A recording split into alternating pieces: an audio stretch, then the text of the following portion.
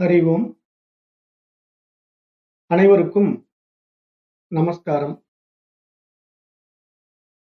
இப்ப இன்றைக்கு நாம் பார்க்க இருக்கின்ற வகுப்பு சாந்தோக்கிய உபனிஷத். இப்ப இந்த சாந்தோக்கிய உபனிஷத்துல இப்ப பிராணனுடைய இரண்டாவது மகிமையை விளக்குவதற்கான ஒரு சிறு கதை வருது. அது என்ன அப்படின்னு கேட்டீங்கன்னா, இதெல்லாம் ஏற்கனவே தெரிஞ்ச கதை தான். முன்னொரு காலத்துல தங்களுக்குள்ள யார் சிறந்தவன் என்பதை நிலைநாட்டுவதற்காக இந்த புலன்களும் ஒன்றுக்கொன்று சண்டை போட்டு கொண்டன. இந்த புலன்கள்ல காது என்ன சொல்லுது, நான் தான் சிறந்தவன் அப்படிங்குது. கண்ணு இல்ல நான் தான் சிறந்தவன் அப்படிங்குது. மூக்கு இல்ல நான் தான் சிறந்தவன் அப்படிங்குது. வாய் நீங்க எல்லாம் சும்மா இருங்க, நான் இல்லைன்னா நீங்க எல்லாம் இல்ல அப்படின்னு வாய் உடனே அது வாய் ஜவடல் அடிக்குது. அப்ப இங்க எல்லா புலன்களும் ஒன்றுக்கொன்று பயங்கரமா சண்டை போட்டுக்கிட்டு இருக்கு. நானே சிறந்தவன் என்று புலன்கள் தங்களுக்குள் சண்டையிட்டுக் கொண்டன அப்படின்னு சொல்லி இந்த 6வது மந்திரம் முடியுது. 7வது மந்திரத்துல யார் முதன்மையானவன் என்பதை தங்களுக்குள் முடிவு செய்ய இயலாத புலன்கள் தன்னுடைய தந்தையாகிய பிரஜாபதியை அணுகி, ஐயா, எங்களுள் யார் முதன்மையானவன் என்று கேட்டன. அதற்கு பிரஜாபதி, உங்களுள் யார் உடம்பை விட்டு வெளியேறுவதால் உடம்பு மிக மோசமான நிலையை அடைவது போல் தோன்றுகிறதோ அதுவே உங்களில் முதன்மையானவன் என்று பிரஜாபதி தீர்ப்பு சொல்லிட்டார். அப்ப உடம்பு பிணமாகின்ற நிலையில் தானே அந்த ஒரு மோசமான நிலையை அடைய முடியும். அப்ப உங்களில் யார் வெளியேறிவிட்டால் உடம்பு வாழாதோ அதுவே உங்களில் முதன்மையானது என்று தெரிந்து கொள்ளுங்கள் என்பதாக பிரஜாபதி இங்கு விளக்கம் கொடுத்துட்டார். அப்படி விளக்கம் கொடுத்த உடனே இந்த புலன்களுக்கு கோபம் வந்துடுது. என்னங்க, உடம்பை விட்டு வெளியேறின பிறகு அந்த உடம்பு இயங்காம போயிடுமா? அப்ப நான் வெளியேறி பாக்குறேனே அப்படின்னு சொல்லிட்டு என்ன பண்ணுது, வாக்கு உடம்பை விட்டு வெளியேறுது. பிரஜாபதி கூறியதை கேட்ட புலன்கள் தாங்கள் ஒவ்வொருவராக உடம்பில் இருந்து வெளியேற முடிவு செய்தன. முதலாவதாக வாக்கு புலன் இந்த உடலில் இருந்து வெளியேறியது. 1 வருடம் வெளியில் தங்கிவிட்டு திரும்பி வந்தது. 1 வருஷமா அந்த வார்த்தையே வேலை செய்யல அந்த மனிதனுக்கு. அந்த மனிதனுக்கு 1 வருஷமா அவன் வாயே பேச முடியாம ஊமையா கிடந்தான். அப்ப வாக்கு புலனானது வெளியேறிவிட்டு 1 வருடம் வெளியே தங்கிவிட்டு மீண்டும் மனிதனிடத்துல இப்பொழுது நான் வந்து விட்டேன் அப்படின்னு சொல்லிட்டு உள்ள வந்துடுது. அப்ப வாக்கு என்ன சொல்றது, மற்ற புலன்களிடத்துல, நான் இல்லாமல் உங்களால் எப்படி வாழ முடிந்தது என்று கேட்டது. ஏன்னா இந்த புலன் வெளியே போயிட்டு திரும்பி அந்த மற்ற புலன்கள்கிட்ட கேட்குது. இப்போ பிரஜாபதி நம்ம கிட்ட என்ன சொன்னாரு, நம்ம யார் வெளியே போயிட்டோமோ அப்ப இந்த உடம்பு அழிஞ்சு போயிடும் இல்லையா? அப்ப நான் வெளியே போயிட்டேன், உங்களுக்கு என்ன அழிவு வந்தது, நீங்க எல்லாம் என்ன ஆனீங்க அப்படின்னு கேட்குது. அதற்கு மற்ற புலன்கள் என்ன சொல்லுது, நாங்கள் நன்றாகத்தான் இருந்தோம், எங்களுக்கு எந்த பிரச்சனையும் இல்லை, நாங்க எல்லாருமே ரொம்ப சந்தோஷமா இருந்தோம், இப்பதான் ரொம்ப ஜாலியா இருந்தோம் நீங்க வெளியே போனதுனால அப்படின்ட்டு அந்த வாக்கு கடுப்பேத்துதுங்க மற்ற புலன்கள் எல்லாம். இப்ப உடனே வாக்குக்கு சரி, அப்ப நீங்க யாராவது வெளியே போங்க, நான் பார்க்கலாம் அப்படிங்குது. அப்ப உடனே அடுத்த புலனானது வெளியேற தொடங்குது. இப்படி இந்த கதை என்ன பண்ணுது, கண் புலன் வெளியேறுது. கண் புலன் வெளியே போய் 1 வருடம் வெளியே இருந்துட்டு அவனுக்கு கண்ணு தெரியாம போயிடுது. 1 வருஷம் அவன் கண்ணு தெரியாம இருக்கிறான். அப்புறம் 1 வருஷம் வெளியே போயிட்டு மீண்டும் அது உள்ள நான் இல்லாமல் உங்களால் எப்படி வாழ முடிஞ்சது அப்படின்னு அடுத்த மந்திரத்துல கேட்கிற மாதிரி இங்க ஒவ்வொரு மந்திரமும் ஒவ்வொரு புலன்கள் பேசுற மாதிரி சாந்தோக்கிய உபனிஷத்து வடிவமைச்சிருக்கு. அதை நான் உங்களுக்கு கதையா சொல்லிட்டு இருக்கேன். கதை தான், அதுவும் கதை தான், அது இப்படியே பேசுற மாதிரி இருக்கும். அப்ப உடனே இந்த கண்ணு கேட்குது, நான் இல்லாமல் உங்களால் எப்படி வாழ முடிந்தது என்று கேட்டது. அதற்கு மற்ற புலன்கள், நாங்கள் நன்றாகத்தான் இருந்தோம், பார்வையற்றவனாக வாழ நேர்ந்தது, அவ்வளவுதானே. ஆனா பார்க்காவிட்டாலும் நாங்க மூச்சினால் சுவாசித்தோம், வாக்கினால் பேசினோம், காதால் கேட்டோம், மனதால் சிந்தித்தோம், அப்ப நம்ம எல்லாமே செஞ்சுட்டு தான் இருந்தோம், எங்களுக்கு எந்த பாதிப்பும் இல்லை, எந்த இழப்பும் இல்லை, நீ இருந்தாலும் இல்லாட்டி எங்களுக்கு கவலையும் இல்லை அப்படின்னு சொல்லி மற்ற புலன்கள் கண்களிடத்துல சொல்லிவிட்டன. அடுத்தது என்ன பண்ணுது, செவிப்புலன் நான் வெளியேறுகின்றேன்னு சொல்லி அடுத்த மந்திரம் 10வது மந்திரத்துல செவிப்புலன் வெளியேறிவிட்டது. செவிப்புலன் வெளியேறிவிட்டு 1 வருடம் கழித்து விட்டு மீண்டும் திரும்பி வந்தது. அது திரும்பி கேட்டது, நான் இல்லாமல் எப்படி உங்களால் வாழ முடிந்ததுன்னு அது கேட்குது. அதுக்கு இதுக்கு என்ன சொல்லுது, செவிடனாக நாங்கள் வாழ நேர்ந்தது, அவ்வளவுதான், ஆனால் எங்களுக்கு அதனால எந்த பிரச்சனையும் இல்லை, நாங்க மூச்சினால் சுவாசிக்கிட்டு இருந்தோம், வாக்கினால் பேசிக்கிட்டு இருந்தோம், மனதால் சிந்திச்சு கொண்டிருந்தோம், அப்ப நீ வெளியேறிட்டதுனால எங்களுக்கு எந்த கஷ்டமும் இல்லை, நாங்க நல்லா தான் இருந்தோம், எங்களுக்கு காது கேட்காதனால எங்களுக்கு கவலையே இல்லை அப்படின்னு அதுக்கு சொல்லிடுது. அப்ப இது மாதிரி ஒவ்வொன்றா வெளியேறும்போது கடைசியா மனசு என்ன சொல்லுது, சரி ஒண்ணு பண்றேன், நீங்க எல்லாம் புலன்கள் அடிப்படையில வெளியே போயிட்டு வந்துட்டீங்க, இப்ப நான் வெளியேறி போறேன், என்ன நடக்குதுன்னு பார்க்கலாம் அப்படின்னு சொல்லிட்டு மனசு என்ன பண்ணுதுன்னா உடம்பை விட்டு வெளியேறிடுது. உடம்பை விட்டு மனம் வெளியேறி 1 வருடம் வெளியிருந்துட்டு மீண்டும் உள்ள வந்துட்டு நான் 1 வருஷமா வெளியிருந்தேன்ல, இப்ப நான் இல்லாம உங்களால எப்படிங்க வாழ முடிஞ்சதுன்னு மற்ற புலன்களை பார்த்து கேட்குது. அதுக்கு மற்ற புலன்கள் என்ன சொல்லுது, நாங்க நன்றா தான் இருந்தோம், என்ன ஒரு வித்தியாசம், நாங்க குழந்தை மாதிரி விளையாடிட்டு இருந்தோம், எங்களுக்கு எதுவுமே தெரியல, ஜாலியா இருந்தது, எங்களுக்கு பேனா எது, பென்சில் எது, ரப்பர் இதுங்கெல்லாம் தெரியல. எல்லாத்தையும் இழுத்து போட்டு அங்கங்க ரகளை பண்ணிட்டு ஜாலியா இருந்தோம். அது ஒரு சுவாரஸ்யமான வாழ்க்கை எங்களுக்கு. ஆகவே மனசே இல்லன்னாலும் எங்களால வாழ முடியும். எங்களோட லைஃப் வந்து ரொம்ப ஹாப்பினஸ்ஸா இருந்தது அப்பதான். ஏன்னா நாங்க குழந்தை மாரி ஆயிட்டோம் அப்படின்னு சொல்லி, அந்த மனமற்ற நிலையில, அந்த மனம் இல்லாவிட்டாலும் மனிதன் வாழ முடியும் அப்படிங்கிற ஒரு அடிப்படையில இந்த இடத்துல சாந்தோக்கிய உபநிஷத்து வந்து நமக்கு புரிய வைக்குது. அப்ப இந்த இடத்த தாண்டி அடுத்தது என்ன பண்ணுது? மனதை பற்றி பேசும்போது, இந்த புராணம் என்ன சொல்லுது? சரி, இப்ப நீங்க எல்லாம் உங்க இது முடிச்சிட்டீங்க இல்லையா? நான் வெளியேற போறேன். அப்ப நான் உங்கள விட்டு வெளியேற முயற்சி பண்றேன்னு சொல்லிட்டு, இறுதியாக பிராணன் உடம்பிலிருந்து வெளியேற எத்தனித்தது. அவ்வளவுதான். வெளியேறிட்டா முடிஞ்சது பாடி. அப்ப என்னன்னா, அப்போது ஆற்றல் மிக்க குதிரை கட்டப்பட்ட தறிகளை எப்படி பெயர்த்துக் கொண்டு ஓடுமோ, அப்படி பிராணனும் இணைந்துள்ள புலன்களும் பெயர்க்கப்பட்டன. பிராணன் வெளியேறினால் தங்களால் வாழ இயலாது என்பதை புரிந்து கொண்ட புலன்கள் அதனிடம் சென்று, ஐயா, நீங்கள் வெளியேறாதீர்கள். நீங்கள் வெளியேறிவிட்டால் எங்களால் இயங்கவே முடியாது. ஆகவே நீங்களே எங்களுடைய தலைவன் என்று மறு வினாடி அத்தனை புலன்களும் மனமும் அந்த பிராணனிடத்திலே தன்னை ஒப்புவித்து விட்டன என்று இந்த இடத்துல இந்த 12வது மந்திரத்துல நம்ம பார்க்க முடிகிறது. அப்ப இந்த கதை வந்து எதை சொல்ல வருது அப்படின்னா, இங்க ஒரு மனிதன் வந்து எப்படி இயங்கிக் கொண்டிருக்கிறான் அப்படின்னா, அவனுக்கு எல்லாவற்றுக்கும் ஆதாரமாக இந்த பிராணன் தான் இருக்கு. இந்த பிராணன் இருந்தா மட்டும்தான் இந்த மனித உடல் இயங்கும். இந்த மனித உடல்ல புலன்கள் இல்லாம வாழலாம், மனம் இல்லாம வாழலாம். ஏன்னா மனம்ங்கிறது எண்ணங்களின் தொகுப்பு. நீங்க எண்ணங்களை பூரா இறக்கி வச்சுட்டீங்கன்னா, நீங்க சைலன்ஸ்க்கு போயிடுவீங்க, அமைதியா இருப்பீங்க, ஆனந்தமா இருப்பீங்க. ஆனா என்ன செய்யணும்னு உங்களுக்கு தெரியாது. ஏன்னா மனது இல்லாம போகும்போது நீங்க நினைச்சு பாருங்களேன், மனமற்ற நிலை அப்படின்னா அது ஒரு குழந்தை நிலை இல்லையா? அப்ப நீங்க வந்து ஒரு வயதானவர் வந்து மனம் இல்லாம வாழ ஆசைப்பட்டீங்கன்னா என்ன நடக்கும் அப்படின்னா, நீங்க உங்களுடைய இயல்பு வாழ்க்கை வாழ முடியாது. குழந்தை மாதிரி உட்கார்ந்திருப்பீங்க. அப்ப யாராவது வந்து உங்கள தூக்கி குளிப்பாட்டணும், யாராவது வந்து உங்களுக்கு சாப்பாடு ஊட்டி விடணும். ஏன் அப்படின்னா, உங்களுக்கு மனம் வேலை செய்யாதனால நீங்க சாப்பிடணும்னு தெரியாது, குளிக்கணும்னு தெரியாது, என்ன பண்ணணும்னே உங்களுக்கு தெரியாது. ஏன்னா மைண்ட் இல்ல. அப்ப மைண்ட் இருந்தா தான் நீங்க என்னென்ன செய்யணும்னு அடுத்தடுத்த ஆக்டிவிட்டீஸ நீங்க வந்து அப்ளை பண்ண முடியும். அப்ப இங்க மனமற்ற நிலைங்கிற சாஸ்திரம் எப்படி சொல்ல வருதுங்கிறத நீங்க இந்த இடத்துல இந்த பாடத்திட்டத்தை வச்சு புரிஞ்சுக்கணுங்கிறதுக்காக இந்த இடத்துல இந்த பாயிண்ட் எடுத்து நான் சொல்றேன். இப்ப நிறைய பேர் மனம் இறந்து விட்டா நம்ம வாழ்ந்துடலாம், மனமற்ற நிலைக்கு போயிடலாம் அப்படின்னா, இப்ப அந்த மனமற்ற நிலைக்கு போனவங்களுடைய நிலைப்பாடு குழந்தையினுடைய நிலைப்பாடா மாறிட்டா, அந்த குழந்தை எப்படி எந்த வேலையும் செய்யாம படுத்துட்டு இருக்குமோ, விளையாடிட்டு இருக்குமோ, அது மாதிரி நீங்க வாழ்ந்துகிட்டு இருக்கலாம். ஆனா உங்களை பார்த்துக்கிறதுக்கு இன்னொருத்தர் வேணும். அப்படி வாழ்ந்தவங்களை சித்தர்கள் நம்ம பார்க்கிறோம். சித்தர்கள் எல்லாம் மனசை விட்ட பிறகு என்ன ஆயிடுறாங்க? குழந்தை மாதிரி அப்படியே கிடப்பாங்க. அவங்க மேல ட்ரெஸ் இருக்கோ ட்ரெஸ் இல்லையா தெரியாது. அவங்க வந்து ஒரு ட்ரெஸ் போட்டுட்டு இருக்காங்களா அப்படின்னா, அவங்க ட்ரெஸ் கலைஞ்சு போறது கூட அவங்க கவனிக்க மாட்டாங்க. அப்படியே அம்மனமா கிடப்பாங்க. அப்புறம் அவங்கள தூக்கி உட்கார வைக்கணும். அப்புறம் அவங்க பசியோடு இருக்காங்களா, பசி இல்லையான்னு தெரியாது. அப்படியே கிடப்பாங்க. அப்புறம் அப்படியே உடம்பு இளைச்சிக்கிட்டு போகும். நாம தான் அவங்க பார்த்துட்டு ஏதாவது சாப்பாடு ஊட்டி விடணும். அப்ப இது மாதிரி வந்து போற ஒரு நிலைப்பாடு வந்து நம்ம ஒரு உயரிய மார்க்கம் சித்தர்ல வந்து இப்படிலாம் இருக்காங்க அப்படின்னு சொன்னாலும், இங்க உண்மை என்ன தெரியுமா? உண்மையான சித்தர்கள் அப்படி இல்ல. அதுதான் பாயிண்ட். நம்ம அந்த மாதிரி போனவங்களை எல்லாம் சித்தர்கள் ஆக்கிட்டோம். அதாவது நம்ம வந்து மனம் பிறழ்வு ஏற்பட்டவங்க, மனதை விட்டவங்களை எல்லாம் நம்ம சித்தர்கள் ஆக்கி வச்சிருக்கோம். ஏன்னா நமக்கு வந்து புரியல. மனசு இல்லாத நிலை என்ன? மனம் இருந்து அந்த மனம் அடைய வேண்டிய தகுதி என்ன? அப்படிங்கிற 2க்கு உண்டான டிஃபரன்ஸ் தெரியாதனால தான், நம்ம வந்து மனமற்றவன் வந்து மகான் ஆயிட்டான்னு நினைச்சுக்கிறோம். ஆனா மனமற்றவன் மகான் ஆக முடியாது. அவன் வந்து ஒரு குழந்தை மனசை அடைஞ்சிட்டான்னு தான் நம்ம பார்க்கணுமே தவிர, அவன் எப்படி மகான் ஆயிட்டான்னு சொல்ல முடியும்? அப்ப அப்படி பார்த்தா இங்க வந்து குழந்தையும் தெய்வமும் ஒன்று எந்த அடிப்படையில சொல்றாங்க? மனசு இல்லாதனால சொன்னாலும், இப்ப அந்த குழந்தைக்கு தான் அம்மா தான் பொச்சி கழுவி விடணும். அம்மா தான் சாப்பாடு ஊட்டி விடணும். அப்ப அந்த குழந்தை வந்து இயங்கணும்னா, அந்த குழந்தைக்கு மனசு இல்லையா? அப்ப அந்த குழந்தை எப்படி தானே போய் சாப்பிடுமா? தானே போய் பொச்சி கழுவிக்குமானா எப்படி கழுவும்? அப்ப அதுக்கு எதுவுமே தெரியாதுல்ல. அப்ப அதுக்கு ட்ரெஸ் போட்டுட்டு இருக்கோமா இல்லையான்னு தெரியாது. குழந்தைக்கு ஏதாவது ட்ரெஸ்ஸிங் சென்ஸ் இருக்கா? அது பாட்டு அது போயிட்டு இருக்கும். அம்மனத்தோடு போயிட்டு இருக்கும். நாம தான் கூப்பிட்டு வாடா வந்து ஜட்டி போட்டுக்கிட்டான்னு சொல்லி ரகலை பண்ணிட்டு இருப்போம். அப்ப இதுல இருந்து என்ன தெரியும்? அந்த குழந்தை நிலை அப்படிங்கிறது மனமற்ற நிலை. அப்ப மனமற்ற நிலையில நம்ம இறைவனை தெரிந்து கொள்ள முடியாது. நல்லா புரிஞ்சுக்கணும். மனமற்ற நிலைங்கிறது என்ன இங்க சொல்ல வருது சாஸ்திரம் அப்படின்னா, அந்த மைண்ட வந்து நீங்க இந்த மாதிரி சாஸ்திர விஷயங்கள்ல அப்டேட் பண்ணணும். அப்டேட் பண்ணி இந்த மனம்ங்கிறது பிரவருத்திகள்ல சிக்காம அக விஷயங்களை இந்த மாதிரி உள்ள எடுத்து தன்னுடைய சொரூபத்தை உணர்வதற்கு தான் இங்க மனசு வந்து தேவைப்படுது. அதை வந்து இங்க பிராணன் பயன்படுத்துது. பிராணன் வந்து மனதை பயன்படுத்தி அந்த மைண்டை என்னவா லிஃப்ட் பண்ணுது அப்படின்னா, கான்சியஸ்னஸ் தான் லிஃப்ட் பண்ணுது.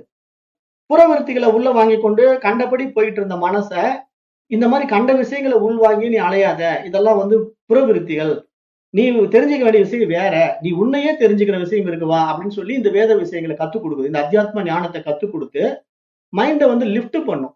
அப்படி லிஃப்ட் பண்ணும்போது மைண்ட் இதை உள்ள பார்த்து கேட்டு கேட்டு கேட்டு கேட்டு அப்படியே பக்குவம் அடையும். இந்த மனசுக்கு வந்து நம்ம டீச் பண்ண இந்த மைண்ட் வந்து நல்ல புரிதலுக்கு வரும். இதுக்கு என்ன எக்ஸாம்பிள்னு கேட்டீங்கன்னா, குழந்தையினுடைய வளர்ப்பே எக்ஸாம்பிள். வேற யாரையும் நம்ம பார்க்க வேண்டாம். சின்ன குழந்தை மனம் இல்லாம வாழ்ந்தப்போ அதுவே போச்சு கழுவ தெரியாம இருந்தது, சாப்பிட தெரியாம இருந்தது. ஆனா அந்த குழந்தை வளர வளர அதுக்கே ஒரு கூச்ச சுபாவம் வருது. இல்லம்மா நானே ஜட்டி போட்டுக்கிறேன். இல்லம்மா நானே சாப்பிட்டுக்கிறேன் அப்படின்னு அந்த குழந்தை சொல்ல முடியுது அப்படின்னா, அப்ப அந்த குழந்தை வந்து எதன் அடிப்படையில வளருது? உடல் அளவிலும் வளருது, மனதின் அடிப்படையிலும் வளருது. அந்த 2 வளர்ச்சிகளை நம்ம பார்க்கணும். இங்க உடல், மனம் 2ம் சைமல்டேனியஸா வளர்ந்தா மட்டும் தான் அந்த குழந்தை வந்து ஃபிட் ஆகுது. இல்லன்னா அன்ஃபிட் ஆயிடும். ஏன் அன்ஃபிட் ஆகும்னா, இப்ப மைண்ட் வளராத குழந்தை நம்ம என்ன சொல்றோம்? மன வளர்ச்சி குன்றிய குழந்தைன்னு தான் சொல்றோம். மனசு சரியா வளரலன்னா அந்த குழந்தைக்கு வந்து நம்ம ஆஹா மனமே வளரல இவர் மகான் அப்படின்னு நம்ம போட்டுருவோமா? இப்ப நம்ம குழந்தை வந்து வளர்ந்துகிட்டே இருக்குங்க. எங்க வீட்ல வந்து 22 வயசு பையன் இருக்காங்க. ஆனா அந்த பையனுக்கு வந்து மன வளர்ச்சி இல்லைங்க. மனமே வளரலைங்க. அவன் மகானான்னு கேட்டா எப்படி மகான்னு சொல்லுவோம்? அவன நம்ம வந்து சயின்ஸ் என்ன சொல்லுது? மூளை வளர்ச்சி குன்றியவன் சொல்லிடுது. அப்ப மூளை வளர்ச்சி குன்றியவன்ங்கும்போது நம்ம அவனுக்கு என்ன மரியாதை குடுப்போமா? இந்த உலகத்துல சமூகம் மதிக்குமா? மதிக்காது. அப்ப இங்க நம்ம மனமற்ற நிலை அப்படிங்கிறத எந்த அடிப்படையில நம்ம இங்க புரிஞ்சுக்கணும் அப்படின்னா, மைண்ட வந்து லிஃப்ட் பண்ணி, அப்டேட் பண்ணி, அத நம்ம ஒரு உயர் பரிமாணத்துக்கு கொண்டு போகுறதுக்கு தான் இந்த மைண்டினுடைய டிராவலிங் பாத்த வந்து சொல்லிக் குடுக்குது சாஸ்திரம். அது உணர்வின் அடிப்படையில நம்ம பயணிக்கிறோங்கிறத சொல்லிக் குடுக்குது. உயிர் வந்து எப்படியெல்லாம் உடல் எடுத்தது, அந்த உடலினுடைய பரிணாமம் எப்படி வந்து முழுமை அடைந்தது, அந்த உடலினுடைய பரிணாம வளர்ச்சி வந்து மனிதனிடத்தில முழுமை அடையும் போது மட்டும்தான் மனிதன் தன்னை யார் என்று விவேகத்தினால விசாரித்து புரிந்து கொள்ள முடியும். அப்படி விவேகத்தினால விசாரித்து புரிந்து கொள்ளும் போது இங்க தனக்கு தடையா இருப்பதே மனம் என்பது அவனால புரிந்து கொள்ள முடியும். அப்ப இந்த மனம் தான் இங்க வந்து எதன் அடிப்படையில தடையா இருக்கு? விஷய சுகங்களை ஏற்றி வைத்துக் கொண்டதுனால தடையா இருக்கு. அப்ப நம்ம அந்த மனதுக்கு என்ன பண்ணணும்? நீ தவறான புரிதல்ல போய் சிக்கிக்கிட்டு இருக்க. அதுல இருந்து விடுபட்டு வெளியே வான்னு சொல்லி அதுக்கு நம்ம நல்ல விஷயங்களை சொல்லிக் கொடுத்து நம்ம அதை தகுதியுள்ள மனமாக மாற்றும் போது அந்த மனமானது இது போன்ற உயரிய ஞானங்களை உள்வாங்கி தன்னை அந்த உயர் பரிமாண அறிவு நிலைக்கு தன்னை உயர்த்தி கொள்ளும் போதுதான் இங்க இந்த பாடி மைண்ட் அட்டாச்மெண்ட்டை வந்து சரியா பயன்படுத்த தெரிஞ்சவன் மட்டும்தான் அந்த பிராணனை கொண்டே தன்னுடைய சொரூபத்தை உணர முடியும். ஏன்னா அவனுக்கு அதுதான் அங்க சிக்னல். ஆனா இது தெரியாம இந்த பிராணன் என்ன பண்ணுதுன்னா எல்லாருடைய உடம்புக்குள்ளேயும் உள்ள இருக்கு. ஆனா எல்லா உடலும் வந்து அந்த தகுதி அடையுதானா? அடையறது இல்ல. நம்ம பெரும்பாலும் பாக்குறோம்ல. இப்ப உயிர் இல்லாத இடம் எங்க இருக்கு? எல்லா இடத்துலயும் உயிர் இருக்கு. தாவரங்களுக்கும் உயிர் இருக்கு, பறவைகளுக்கும் உயிர் இருக்கு, மிருகங்களுக்கும் உயிர் இருக்கு. இப்ப அந்த உயிர் எல்லாம் நம்ம எப்படி சொல்றோம்? பிராணன் என்று சொல்லலாம், உணர்வு என்று சொல்லலாம். என்ன பேர் வேணா நீங்க வச்சுக்கோங்க. ஆனா இந்த மாதிரி அது என்ன பேர்ல உள்ள இருந்தாலும் அந்த உடலின் மூலமா அந்த உணர்வு வந்து தன்னை அனுபவமாக்க முடியுமானா அனுபவமாக்க முடியாது. அப்ப எந்த உடம்பு மூலமா அனுபவமாக்க முடியும்னா மனித உடம்புல தான் அனுபவமாக்க முடியும். ஆனா அந்த மனித உடம்பு தன்னை அனுபவமாக்க வருகின்ற அந்த ஒரு மகத்தான விஷயத்துல இந்த மனம்ங்கிறது ஒண்ணு குறுக்குல வந்ததுனால அந்த பிராணனுக்கு சப்போர்ட் பண்ணாம மனம் தன்னுடைய தனிப்பட்ட ஆதிக்கத்தை வாழ ஆரம்பிச்சிருது. இதுதான் நிறைய பேர்கிட்ட இருக்கிற ப்ராப்ளம். அதுதான் நம்ம ஈகோன்னு சொல்றோம். ஈகோன்னு ஏன் சொல்றோம்னா பிராணன் வந்து தன்னை நிலைப்படுத்துவதற்கும் தன்னையே தான் அனுபவமாக்குவதற்கும் உண்டாக்கி கொண்ட கருவிகளாகிய இந்த உடலையும் மனதையும் பிராணனை கையாள நம்ம விடாம நம்ம என்ன பண்றோம்? அந்த உயிரை கையாள விடாம நம்ம மனதின் அடிப்படையில நாம மனமா இருந்து கையாள ஆரம்பிச்சிட்டோம். அப்ப நாம அந்த மாதிரி கையாள ஆரம்பித்ததனுடைய பிரச்சனை என்ன ஆயிடுதுன்னா மனம் போன போக்குல நம்ம போக ஆரம்பிச்சிட்டோம். அப்ப நம்ம உயிரை மறந்துட்டோம், உணர்வை மறந்துட்டோம், உணர்வை பிடிக்க தவறிட்டோம். அப்ப உணர்வை பிடிக்க தவறுதுனால நமக்கு எதுவுமே தெரிய முடியாம போயிடுச்சு. உலக விவகாரத்துல போய் சிக்கிக்கிட்டோம். அப்ப இதைதான் இங்க சாஸ்திரம் சுட்டி காட்டுறாங்க. சுட்டி காட்டி இப்ப மற்ற புலன்கள் எல்லாம் என்ன பண்ணிடுது? வாக்கு புலன் பிராணனிடத்துல சென்று நான் அந்தஸ்து படைத்தவனாக இருப்பதற்கு நீ அந்தஸ்து உடையவனாக இருப்பதுதான் காரணம் என்று கூறி தனது மகிமையான அந்தஸ்தை பிராணனிடம் சமர்ப்பித்தது என்பதாக இந்த 13வது மந்திரம் வருது. அதே மாதிரி கண்புலம் என்ன பண்ணுது? பிராணனிடத்துல போனது நான் நிலையான தன்மை படைத்தவனாக இருப்பதற்கு நீ நிலையான தன்மை படைத்தவனாக இருப்பதுதான் காரணம் என்று கூறி தனது மகிமையான நிலையை அந்த பிராணனிடத்திலே சமர்ப்பித்தது என்று இங்க வந்து சரணாகதி தத்துவம் இந்த இடத்துல பேசப்படுது. இந்த இடத்துல இந்த சாந்தோக்கிய உபநிஷத்தினுடைய பாயிண்ட் ஆஃப் வியூ என்ன அப்படின்னு நீங்க கவனிச்சீங்கன்னா இங்க புலன்கள் எல்லாம் போய் எங்க சரண்டர் ஆகுதுன்னு நீங்க கவனிங்க. எல்லாமே பிராணன் கிட்ட போய் சரண்டர் ஆகுது. அந்த உயிர் இடத்துல போய் சரண்டர் ஆகுது. இப்ப வந்து அது பிராணன் இடத்துல போய் சரண்டர் ஆகும்போது இங்க ஒவ்வொன்றும் அப்படியே என்ன பண்ணுது? காது என்ன சொல்லுது? நான் வந்து செல்வத்துள் செல்வம் செவிச்செல்வம் என்று என்னை எல்லோரும் பாராட்டுவதற்கு காரணமா நீ இருக்கிறதுனால தான் என்ன எல்லோரும் காது வந்து மதிக்கிறாங்க. நான் காது வழியா நிறைய விஷயங்களை கேட்டு இந்த உடலானது மகிமை வாய்ந்ததாக, வாக்கானது மகிமை வாய்ந்ததாக எல்லாம் பார்க்கப்படுவதற்கு நீ இருக்கிறதுனால தான் அப்படின்ட்டு இந்த காது என்ன பண்ணுது? தன்னை கொண்டு போய் அந்த பிராண இடத்துல சமர்ப்பித்து விட்டது என்பதாக இந்த 14வது மந்திரம் சொல்லுது. இப்ப 15வது மந்திரம் என்ன சொல்ல வருதுன்னா இவ்வாறு வாக்கு, கண்ணு, காதுகள், மனம் ஆகிய புலன்களின் அடிப்படையில ஆற்றலாக பிராணன் திகழ்வதால் தான் மக்கள் என்ன பண்றாங்க? வாக்கு, கண்கள், காதுகள், மனங்கள் என்று எல்லாம் தனித்தனியாக செல்வதில் அனைத்தையும் பிராணன்கள் என்றே சொல்கிறார்கள். உண்மையில் பிராணனே இந்த அனைத்துமாக இருக்கின்றன என்பதாக இங்க சாஸ்திரம் சொல்ல வருது. அப்ப இந்த பிராண வித்யாவின் ஒரு முன்னுரையாக, ஒரு முதல் பகுதியாக நாம் இந்த இடத்துல இதை பார்க்கும்போது என்ன புரிஞ்சுக்கிட்டோம் அப்படின்னா, பிராணனின் 6 மகிமைகள் இங்க பேசப்பட்டன. மூத்ததும் முதன்மையானதுமான 2 மகிமைகள் இயல்பாகவே பிராணனைச் சேர்ந்தவைகள்.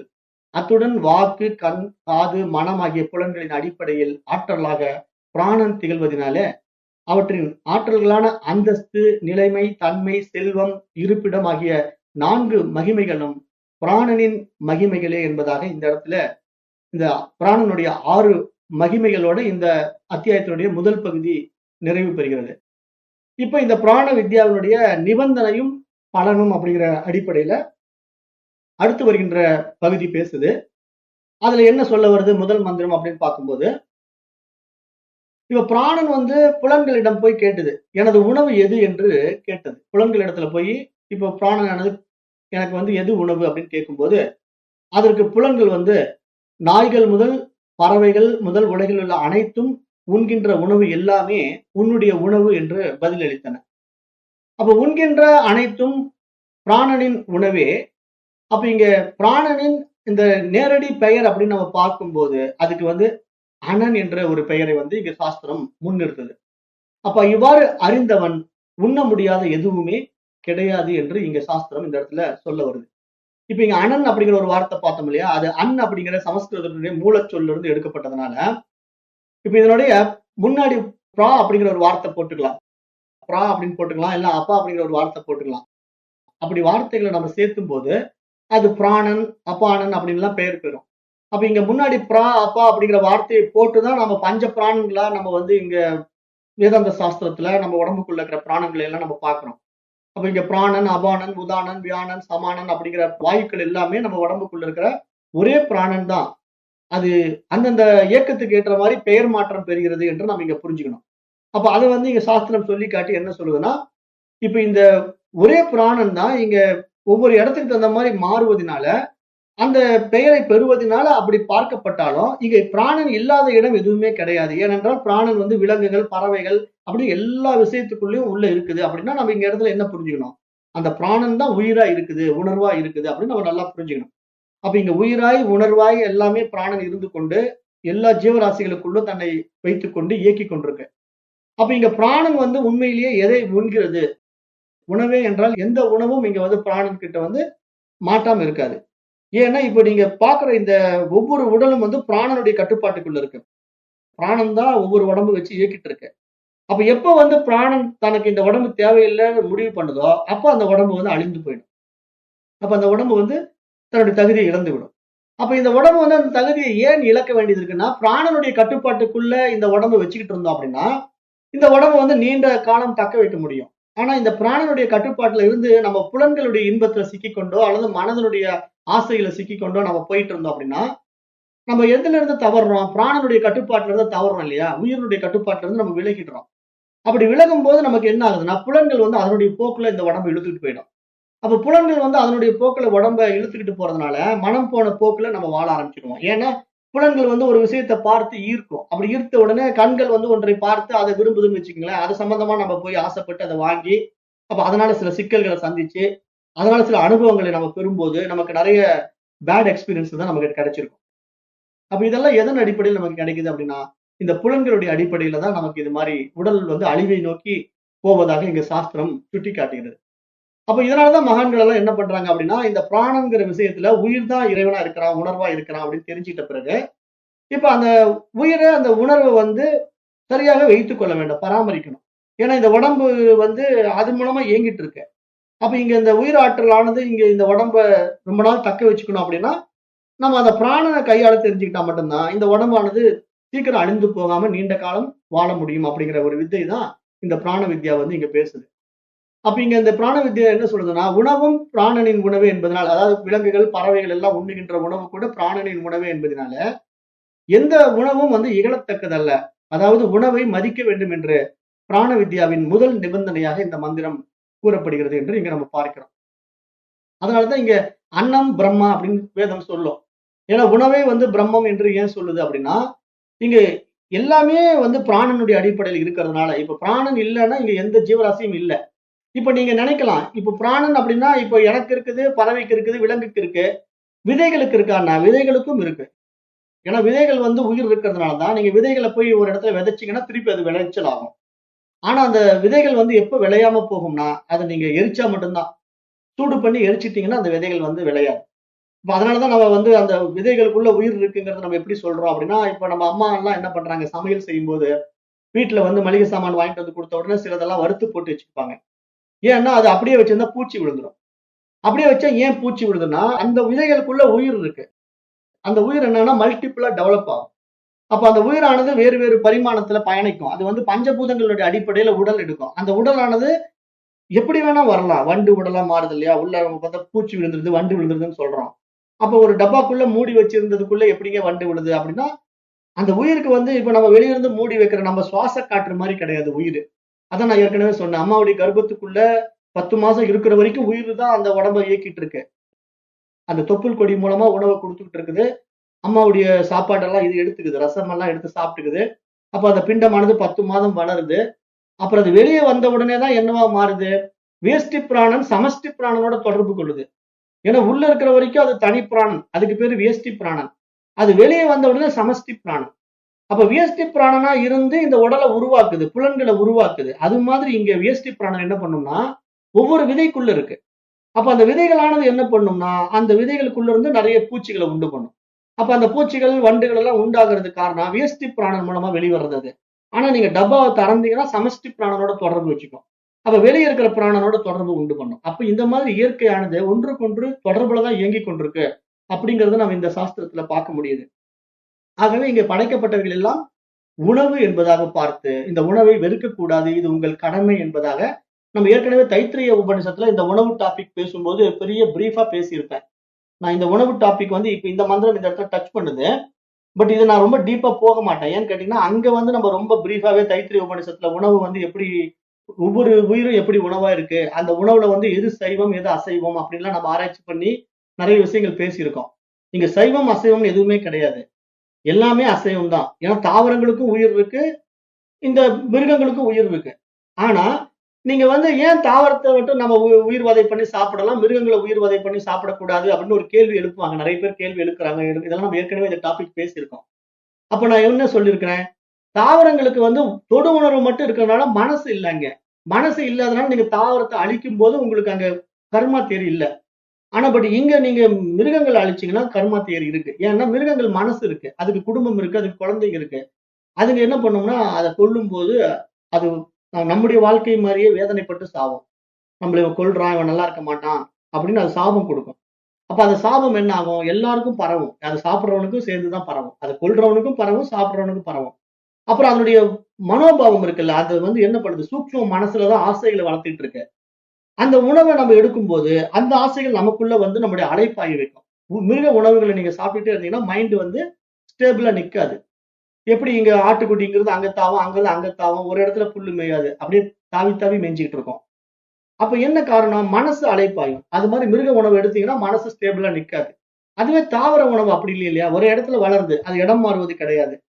அப்ப அது ஸ்டேபிளா இருக்கு. அதை நீங்க சாப்பிடும்போது உங்களுக்கு மனசு வந்து சைலன்ஸை நோக்கி போகும். அப்ப உங்க மனமானது புற விஷயங்களால் பாதிக்கப்படாது. இதுதான் உணவு விஷயம். உணவுங்கிற விஷயத்த வந்து நம்ம ரொம்ப ஆழமா பார்க்கணும். ஏன் அப்படின்னா, நீங்க பிராணனுடைய அடிப்படையில எல்லாமே உணவா இருந்தாலும், எல்லாமே உயிராக இருந்தாலும், அந்த உயிரினுடைய தன்மையினுடைய டெவலப்மெண்ட்டை பார்க்கணும். அது ஒரு அறிவு தாவரத்துல இருந்து பரிணாமம் அடைஞ்சிருக்கு. புழு பூச்சிகளா மாறி இருக்கு, பள்ளிகளா மாறி இருக்கு, ஓணானா உடக்கானா பாம்பா மாறி இருக்கு, அப்புறம் பறவைகளா மாறி இருக்கு, மிருகங்களா மாறி இருக்கு. அப்ப இத்தனை பரிணாம வளர்ச்சியில மனிதனாகவும் மாறி இருக்கு.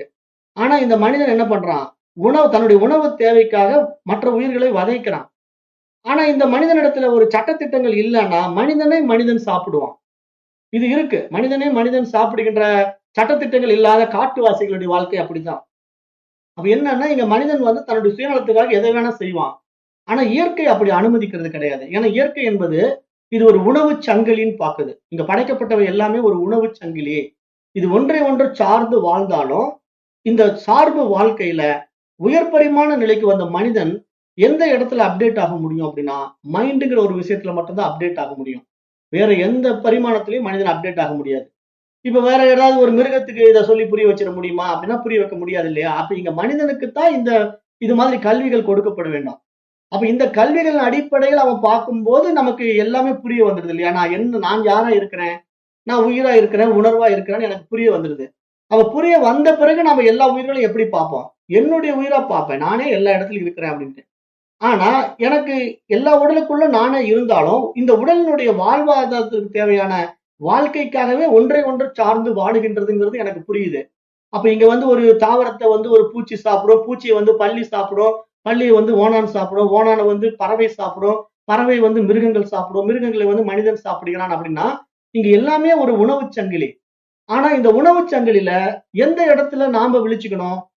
நம்முடைய விவேகத்தினால விழிச்சுக்கணும். மனிதனாக வந்தவன் மட்டும் தான் விவேகத்தினால விழிச்சுக்கிட்டு, இது எல்லாமே உணவுச் சங்கிலி. ஆனா என்னுடைய தேவை வந்து இந்த உணவு தேவையில்ல எனக்கு. நான் அடைய வேண்டிய இலக்கு வேற.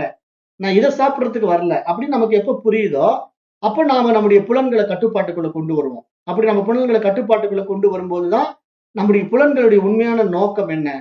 இது மாதிரி காதுகளால் நன்மையான விஷயங்களை கேட்பது, கண்களால் நன்மையான விஷயங்களை பார்ப்பது, அப்படின்னு ஒவ்வொன்னும் நம்ம வந்து நல்லதை நோக்கி திருப்புவோம். அப்படி நல்லதை நோக்கி நம்ம திருப்பும்போது தான் நமக்கு வாழ்க்கை நல்ல வாழ்க்கையாக மாறும்.